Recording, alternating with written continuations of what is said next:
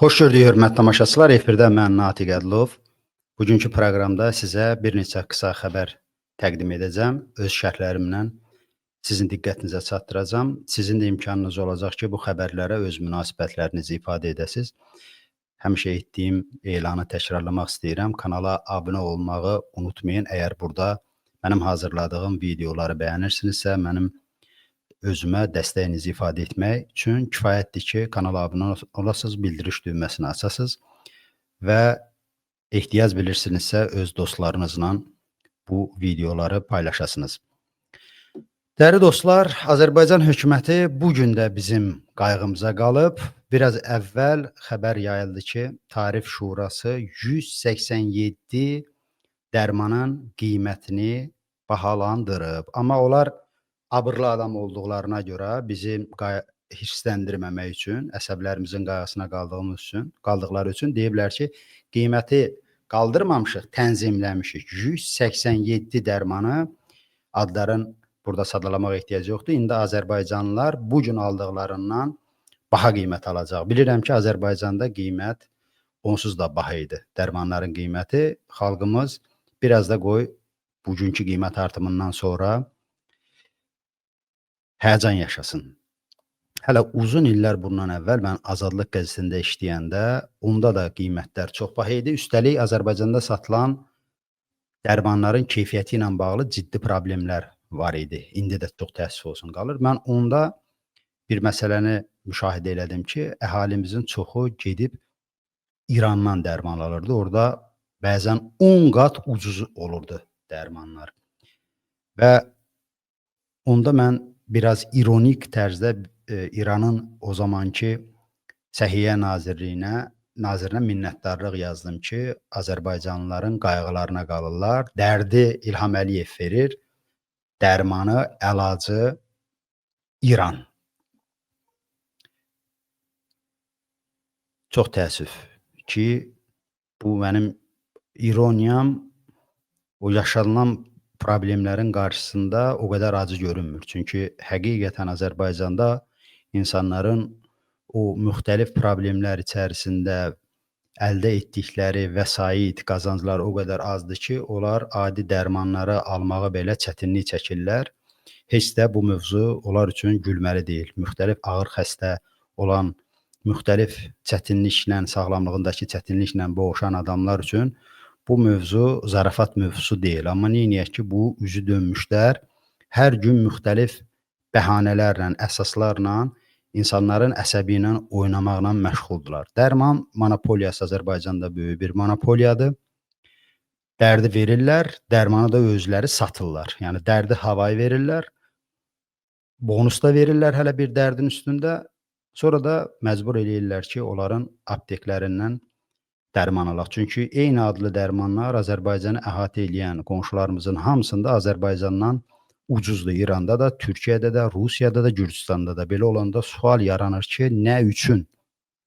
Nə üçün Azərbaycanda bu ətraf ölkələrdən baha olmalıdır qiymətlər? Nə üçünü məncə hamımız bilirik. Çünki ölkədə çox görməmiş bir hakimiyyət var.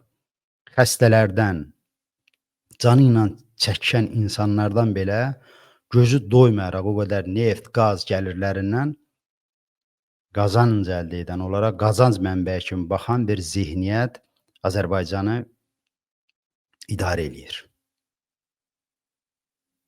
Və bu bizim hamımızın fəlakətimizdir ki, ölkə əslində özü bir xəstədir. Ölkəni idarə eləyən sistem, təfəkkür özü bir xəstədir və o ciddi şəkildə həkimlərin, təbiblərin bu mövzuda bizik, o cəmiyyətik müdaxiləsinə ehtiyac duyur. Yoxsa bizim halımız çox dramatik yekunlaşacaq. Və yeri gəlmişkən bu dərman məsələsi ilə də yekunlaşmayıblar, əziz tamaşaçılar. Elə bugün Azərsunun bir açıqlamasını oxudum ki, onlar deyiblər ki, biz Türkiyə ilə, Türkiyədəki mütəxəssislərlə qiymətlərin diferensiallaşması istiqamətində müzakirələr aparmışıq. nə bilim, təcrübə mübadiləsi etmişik. Bu yaxınlarda o yekunlaşandan sonra Tarif Şurasına müraciət eləyəcəyik. Tarif Şurasına əlbəttə ki, onlar heç vaxt qiymətləri aşağı salmaq üçün müraciət eləməyəcək. Hamımız bilirik ki, yenə də qiymətləri hansısa formada qaldıracaqlar. Yəni yaxın həftədə, yaxın günlərdə suyun qiymətinin qalxması sizin üçün təəccüblü, sensasiyon bir məsələ olmasın. Hələ su ilə bu ilin axırına qədər yekunlaşdırsalar, Allahımıza şükür eləyək. Vətəndaş adlı istifadəsimiz yazır ki, bunun bir adı var, xalqı məhv etmək. Əlbəttə. Və yazıb ki, dərmanlar əvvəlki keyfiyyətdə deyil. Doğrudur. Yəni bunu günlərdir biz müzakirə edirik və çox istərdim ki, Azərbaycanlılar da giz-giz mövzulardan uzaqlaşıb, onu talayan, soyan bu qəssabların əməllərinə diqqət ayırsın.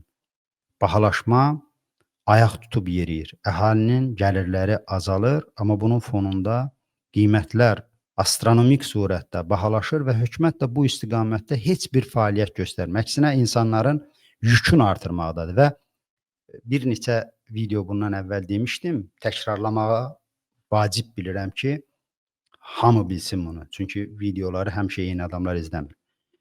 Dərmanların qiyməti ilə bağlı gətirilən əsası oxumamışam, indi bugün axşam oxuyub onun barəsində də bir şey deyərəm. Nəqliyyatın qiymətini qaldıranda, əziz tamaşaçılar, bilirsiniz bunlar nə demişdilər? Əsas vurğulardan biri o idi ki, biz bu qiymətləri əhalimizə, insanlarımıza rahatlıq bəxş eləməkdən ötürü qaldırırıq. Yəni günahkar biz çıxırıq ki, güya biz rahatlığımıza, komfortumuza o qədər düşkünük, o qədər hökumətdən tələb edirik ki, bizə gözəl oturacaqlı, kondisionerli, nə bilim, təkərləri qızıldan olan avtobuslar verir. O yetimlərin də pulu yoxdur. Ona görə məcbur olub bizdən bu tarifləri qaldırmaqla pul alırlar. Yəni bu dərəcədə hayasızdılar, bu dərəcədə qırmızıdılar ki, əhalinin xeyrinə yozurlar bu atdığı addımları. İndi görən bu dərmanlarla bağlı nə uydurma çıxardacaqlar. Təkrar edirəm, burada bir ciddi araşdırılası, analitik aparılası məsələ yoxdur. Azərbaycanda dərman filan istehsal olunmur, olunursa da çox azı, xaricdən gətirilir. Niyə görə bunun üzərində bu boyda monopoliya yaradıblar? Qiymətlər niyə görə qonşu ölkələrdən baha olmalıdır? Burada açıq-aşkar təkrar edirəm, talançılıq var. Bütün bu qiymət artımlarının kökündə o durur ki, neft gəlirləri azalıb, əziz tamaşaçılar, neftin ixracında da azalma var, qiymətləri də əvvəlki qiymət deyil. Hökumətin isə o böyük troll təbəqəsi, məmur təbəqəsi var, paket verdiyi adamları var, onları yemləmək lazımdır. Üstəlik Qarabağda da böyük korrupsiya işləri gedir, tikinti adı altında. Bu işlər üçünsə pul lazımdır, o pulu isə bunlar düşünür ki, bu sadə cəmaatın dərisindən çıxartmaq lazımdır. Azərbaycan hakimiyyətinin iqtisadi siyasəti bu dərəcədə banaldır, bu dərəcədə primitivdir, bu dərəcədə xəstədir ki, hər gün insanlara vəhşicəsinə stres yaşatsınlar. Və bir məsələni deyim, keçən proqramda demişdim, çox təəssüf ki, mikrofon problemi yaranmışdı. Bu bahalaşmanın fonunda mən özümə borc bilirəm ki, elə sizin də adınızdan İlham Əliyevə bir dənə təşəkkür edeyim. Bilirsiniz nəyə görə?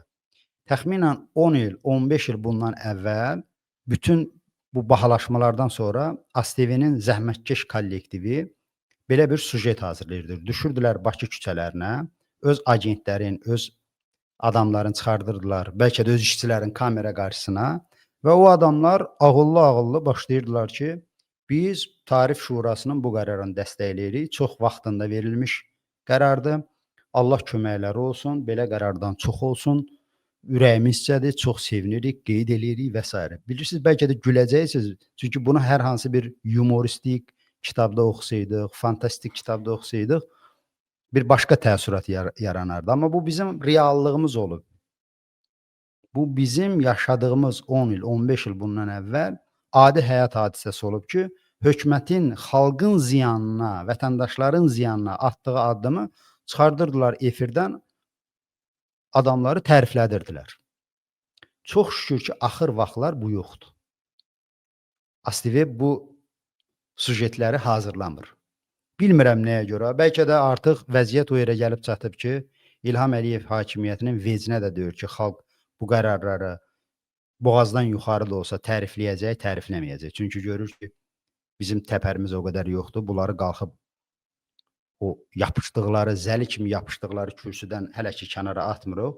Öz istədikləri, ağıllarına gələn sərsəm qərarları bizə yedizdirirlər. Bəlkə də ona görə hazırlanırlar. Bəlkə də gördülər ki, artıq o paytaxt sakinləri dediyi adamların funksiyasını bu simasız trollar əvəz elədiyinə görə əlavə bir işi 2 dəfə görməyə ehtiyac yoxdur. Amma yenə də mən təşəkkür elədim ki, o kadrlarla bizə qiymət artımı ilə yanaşı əlavə bir dağ çəkmirlər. Əziz tamaşaçılar, Xalq Cəbhəsinin sədri Əli Kərimli ilə bağlı bir xəbərim var. Bu günləri o bu barədə, yəni indi sizə verəcəyim məlumat barədəsində öz Facebook səhifəsində post yazıb. İstəyirəm onunla sizi tanış edeyim. Əli Kərimi bildirib ki, hakimiyyət onun beynəlxalq tədbirdə iştirakına sistemli şəkildə mane olur. Bu barədə o öz sosial media hesabı Facebookda yazıb. Bildirib ki, sentyabrın əvvəlində Varşava Təhlükəsizlik forumuna dəvət almışdı, ona mane törətdilər. Bilirsiniz ki, ona xarici pasport vermirlər. İndi isə Afinada keçirilən Demokratiya forumuna buraxılmayıb. Stat. İlham Əliyev özü gedib Danimarkada Avropa Siyasi Birliyinin toplantısında iştirak edir. Amma dövlətin zor aparatının əli ilə mənim xarici səfərlərimi yasaqlayır. AXCP sədri vurğulayıb ki, baş prokurorluğa dəfələrlə müraciət etsə də cavab ala bilmir. Stat. Mənə pasport verilməsi ilə bağlı Avropa məhkəməsinin qərarı yerinə yetirilmir. Əli Kərimli bu məsələni Avropa məhkəməsinə qədər qaldırıb və udub orada. Buna görə yazır ki, udsam da Azərbaycan hakimiyyəti qərarı yerinə yetirmir. Ölkədə hüquq işləmir, konstitusiya işləmir, Azərbaycan cəngəllik qanunları ilə idarə olunur. Mən deyərdim ki, Əli bəy, cəngəllikdə idarə etmə Azərbaycandakından daha ədalətlidir. Təbiətinə uyğundur. Kərimli hakimiyyətin addımlarını repressiv adlandıraraq sual ünvanlayıb.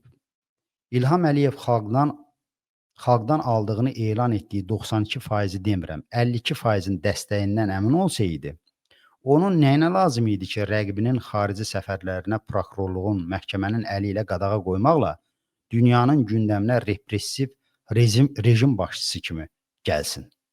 Müxalifət lideri həmçinin bildirib ki, uzun illərdir müxalifətin fəaliyyət imkanları məhdudlaşdırılıb, lakin hakimiyyət eyni zamanda onun mövcudluğunu belə özünə təhlükə hesab edir.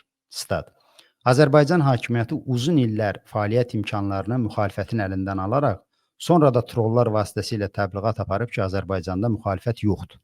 Bəs necə olur ki, bu olmayan müxalifətin xarici səfərlərini, miting, qurultay keçirməsini, hətta internetə çıxışını, ziyarət tədbirlərini belə özünüzə təhlükə görürsünüz.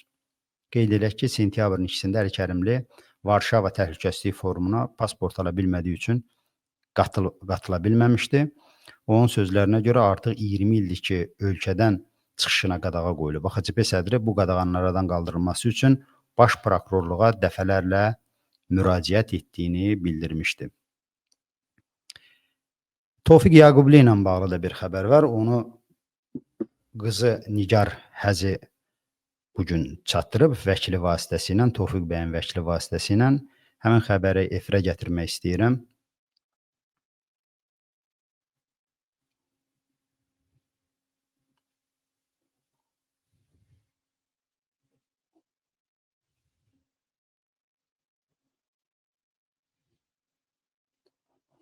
Xəbər ondan ibarətdir ki, vəkil Nemət Kərimli Tofiq bəylə görüşüb.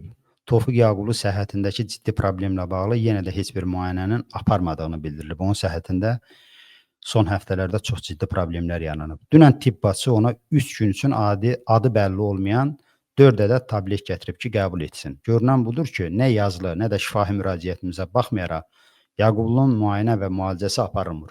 Bu cür dırnaqarası münasibət qərəzli və məqsədlidir. Müayinə gecikdikcə onun səhhətindəki problemin ciddiliyi də artır.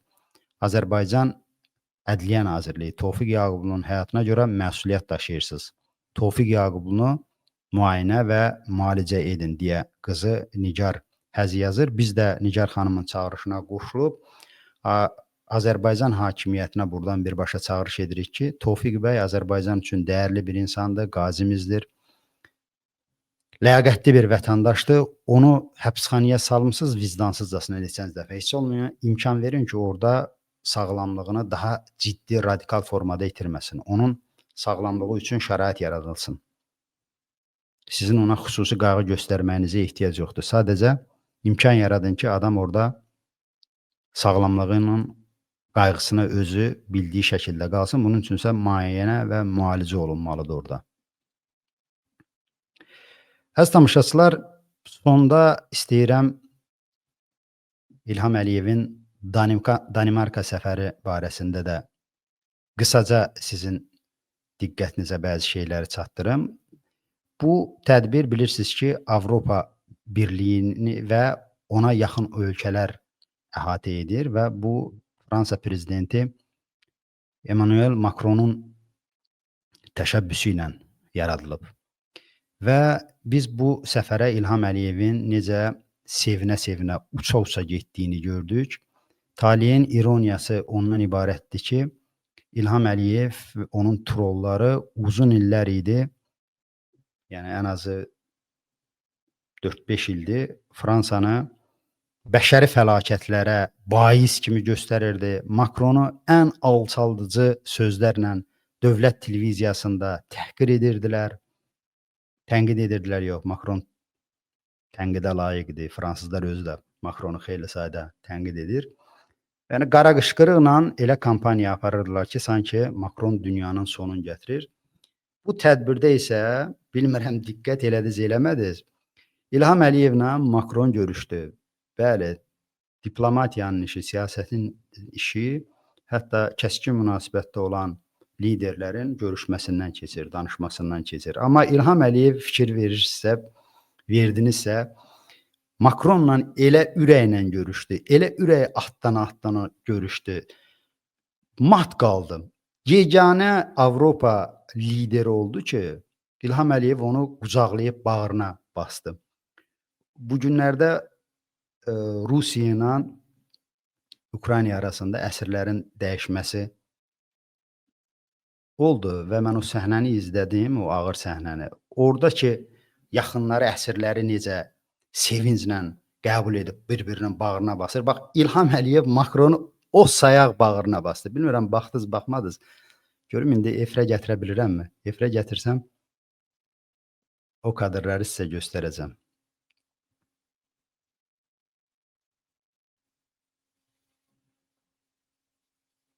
Ha, deyəsən, tapdım.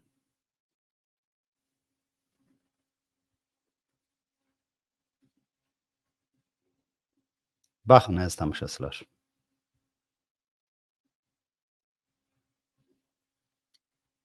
Bircə baxaq.